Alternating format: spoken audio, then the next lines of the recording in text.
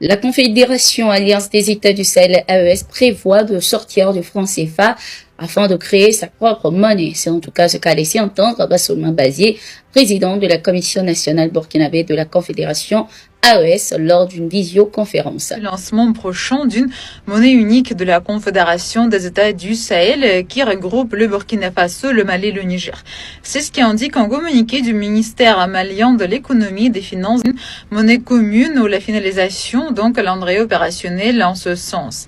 Les orientations et décisions concernant les pays membres de la Confédération des États du Sahel s'inscrivent dans des cadres institutionnels définis. La monnaie de l'arrière, c'est pour quand?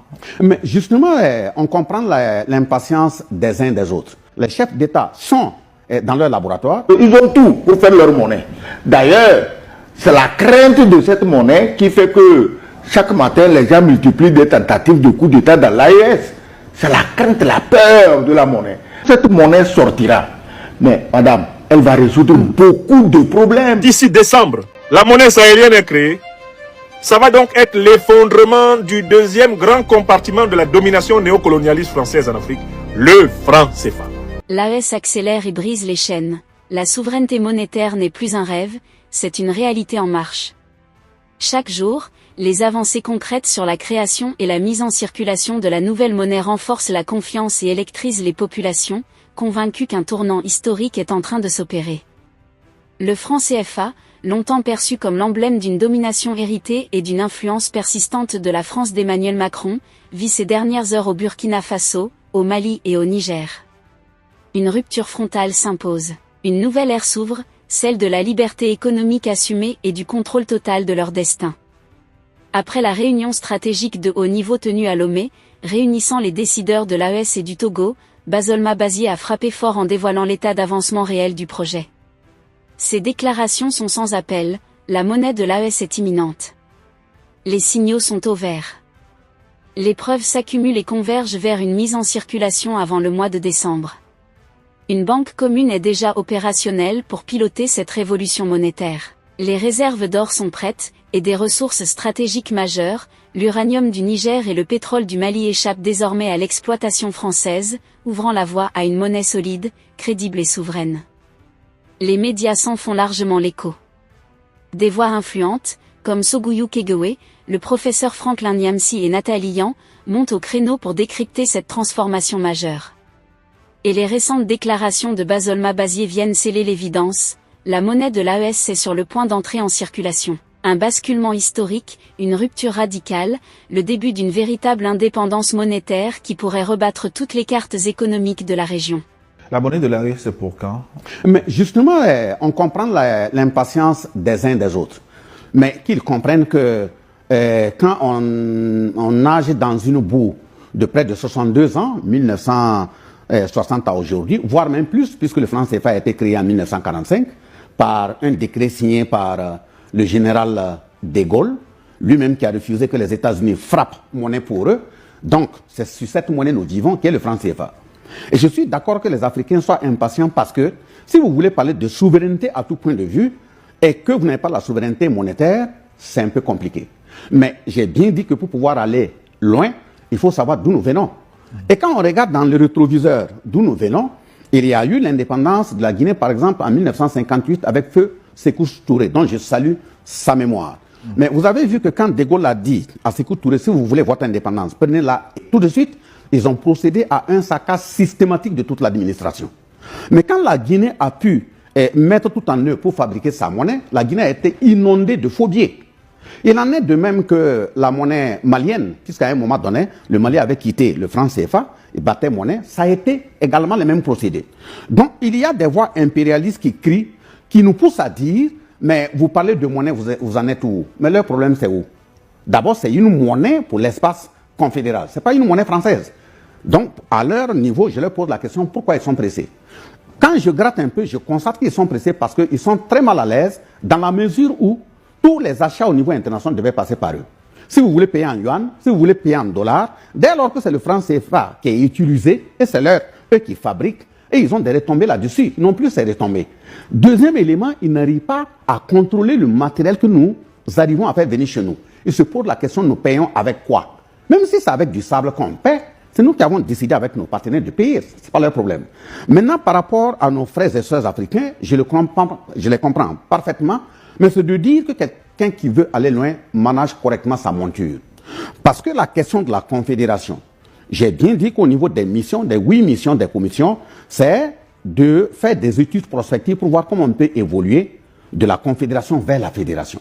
Donc, ce n'est pas un combat qui doit se limiter, nous, à notre génération. C'est un combat pour l'infini. Donc, posons les bases fondamentalement qui peuvent être très fortes, de sorte que la maison puisse tenir.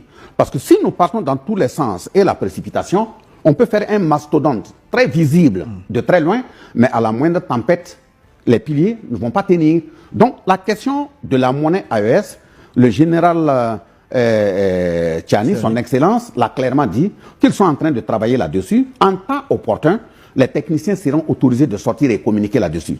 L'essentiel est que les Africains, notamment les populations au niveau de l'espace AES, ne manquent pas d'eau à boire, ne manquent pas à manger, ne manquent pas des moyens de soins, etc. Vous avez vu même dans ce cadre, sans que la monnaie ne sorte, depuis 1960, ça a été l'année dernière, au mois de juillet, qu'il y a eu la première transplantation rénale à Ouagadougou, au Burkina Faso.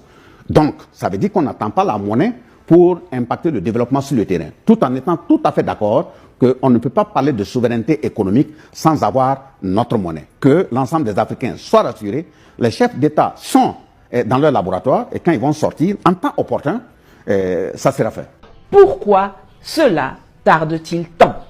Eh bien, c'est parce qu'il y a beaucoup de travail à faire.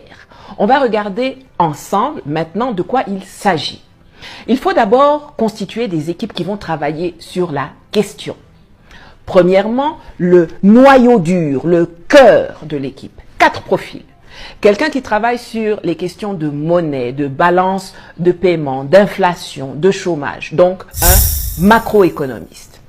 À côté de cela, il faut un spécialiste des comportements des marchés financiers, des achats et ventes de devises, de matières premières, des arbitrages sur les taux d'intérêt, sur les marchés primaires et secondaires de la dette. Donc, un bon gestionnaire de trésorerie.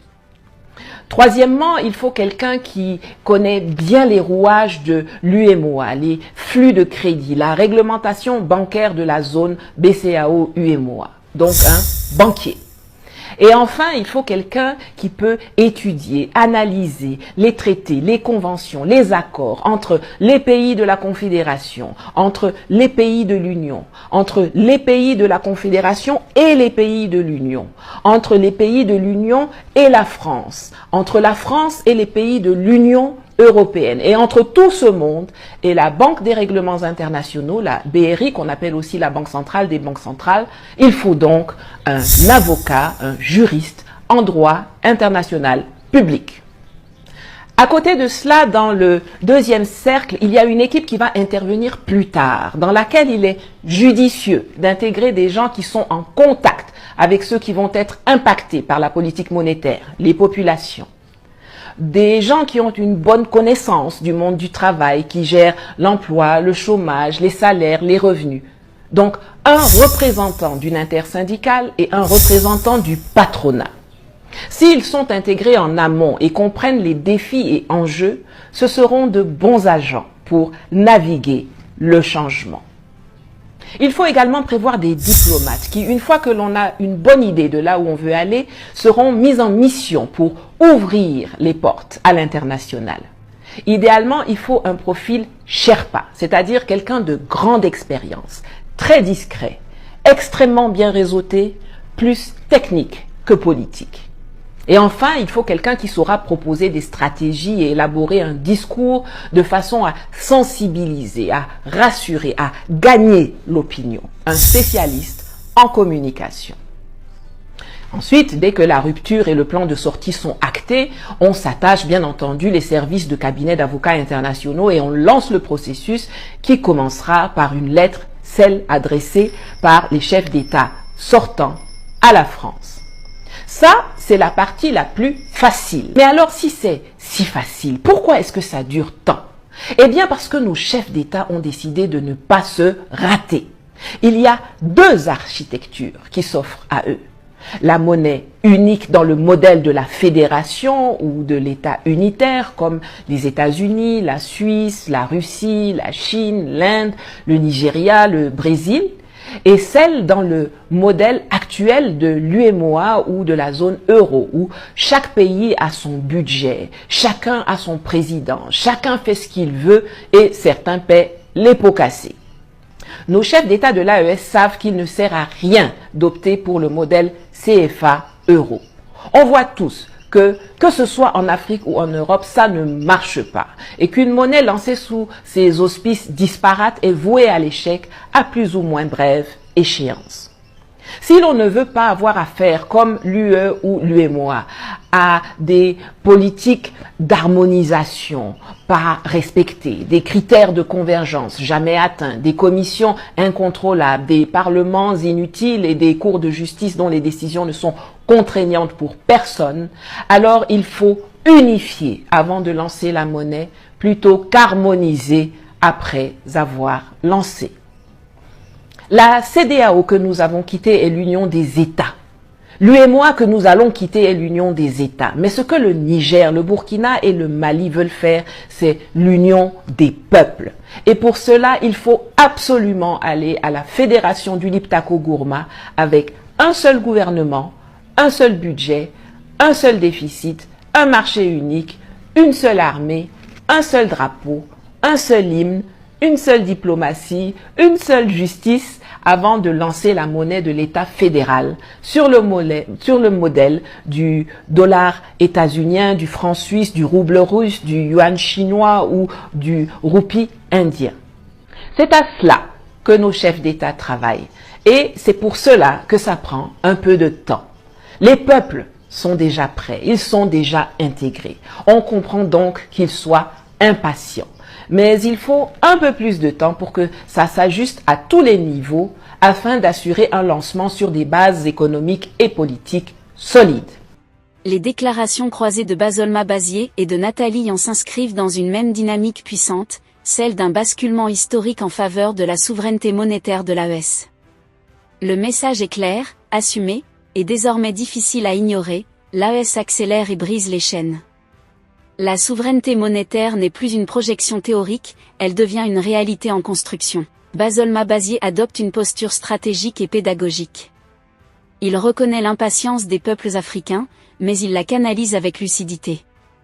Son rappel historique est essentiel, on ne sort pas impunément de plus de 6 décennies d'ancrage dans un système monétaire comme le franc CFA, mis en place en 1945 sous Charles de Gaulle. À travers les exemples de Sékou Touré en Guinée et de l'expérience monétaire du Mali, il démontre que toute tentative d'émancipation a, par le passé, suscité des réactions hostiles et des stratégies de déstabilisation. Son message est sans détour, l'histoire impose la prudence stratégique. Mais derrière cette prudence, il y a une détermination ferme. Bazolma Bazier met en lumière une réalité géopolitique souvent occultée, la perte de contrôle que représenterait une monnaie souveraine pour certains acteurs extérieurs. Tant que le franc CFA structure les échanges, une partie des flux économiques reste sous influence. Demain, avec une monnaie propre à l'AES, ce levier disparaît. C'est précisément ce qui explique, selon lui, l'empressement et la pression de certains à exiger des réponses immédiates. De son côté, Nathalie Yan adopte un ton plus offensif, plus direct, mais complémentaire. Elle incarne cette voix panafricaine qui refuse toute compromission et qui appelle à une rupture nette avec les systèmes hérités. Là où Bazolma Bazier insiste sur la solidité des fondations, Nathalie Yan amplifie l'urgence de l'émancipation. Ensemble, leur discours crée un équilibre, stratégie et radicalité, patience et détermination. Leur convergence renforce un constat, le franc CFA, longtemps perçu comme un symbole d'influence de la France d'Emmanuel Macron, est désormais contesté frontalement. L'idée d'une monnaie propre à l'AES n'est plus marginale, elle s'impose au cœur du débat politique, économique et médiatique. Cependant, Bazolma Bazier introduit un élément clé qui donne toute sa profondeur à cette dynamique, la nécessité de construire durablement. Il met en garde contre les dangers de la précipitation. Une monnaie ne doit pas être un symbole vide ou un outil fragile.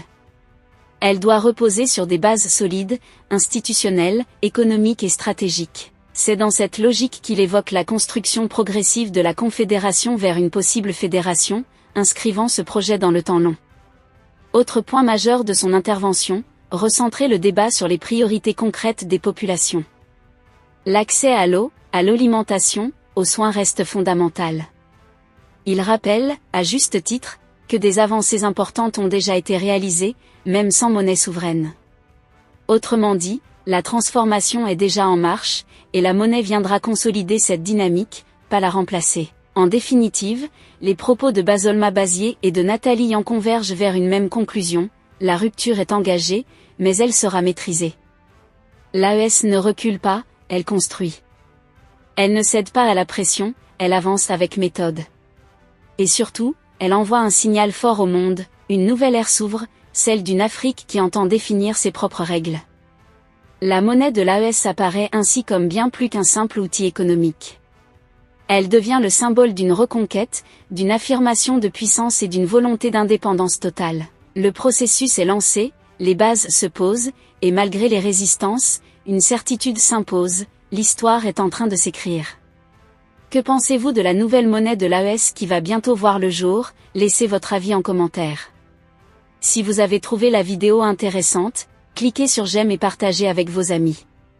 Mais n'oubliez pas de vous abonner et de cliquer sur la cloche de notification pour ne pas rater mes prochaines vidéos.